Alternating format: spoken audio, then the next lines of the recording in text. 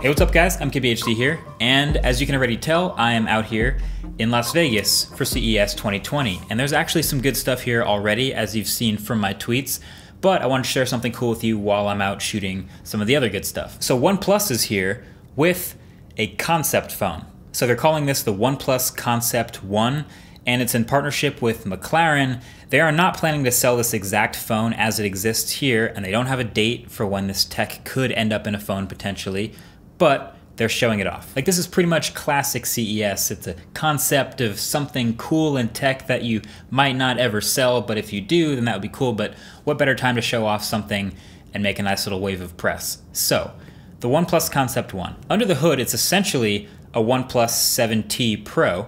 And if you dig around in the settings, it says it's a different build number in the software and a slightly different model number, but you can see what we're talking about here. And then with some more McLaren themed stuff going on. The papaya orange leather and stitching, the gold colored metal on the rails instead of the normal black.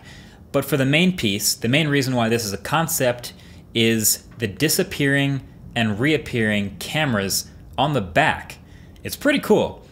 So, all right, what is actually happening here? So for the glass on the back of the phone, OnePlus has taken the electrochromatic glass tech that we've seen in the sunroofs of some supercars, specifically some McLarens, and I actually showed this in the video of the quirks and features of the McLaren GT. They have taken that tech and shrunk it all the way down into the thinness and the form factor of the glass on the back of a phone. So the way electrochromatic glass works is this shade is created when an electric current is passed through it. So there are multiple layers of glass here, and getting all that glass over the back to be thin enough to work on a smartphone, but still achieve this effect is technically really impressive. And it took them, they told me 18 months of work already to get it to this point, so I can't imagine it's easy.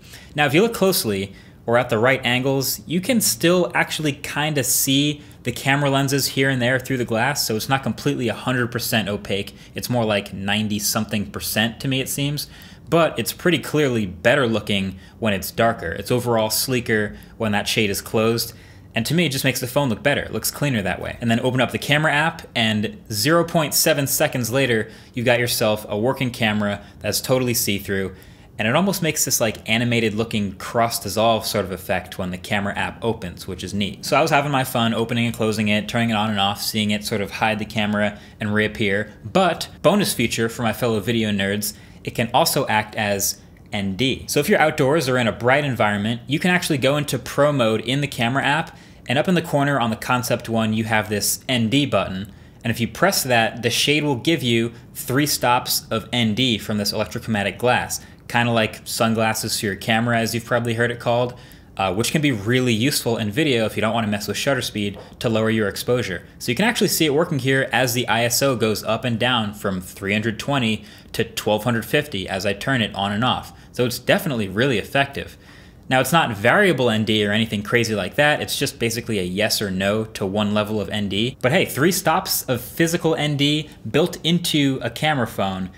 I mean, that's not something we've seen before. That's why it's so impressive. That's something I'd expect from like a red Hydrogen One or something like that, but obviously that didn't happen, so kind of cool to see it here. So selling all this in phones right now would be extremely expensive, and that's my main guess for why this is a concept now and not a feature of a phone that they're gonna sell. But that being said, it's something they're gonna continue to work on. And hey, maybe as phones get more and more cameras and get uglier and uglier, weirder looking camera bumps, this becomes something that actually makes a little more sense. You know, make the phone a little bit thicker, flatten out the camera glass on the back, and you can hide exactly how many cameras you have and put as many as you want in there. And the design doesn't have to get any more weird. So if you look at it that way, it's kind of this forward-thinking move where if you imagine maybe like a Samsung Galaxy S15, or you know, some phone in the future with like a dozen cameras, you never have to see all those ugly circles on the back if you have this electrochromatic glass.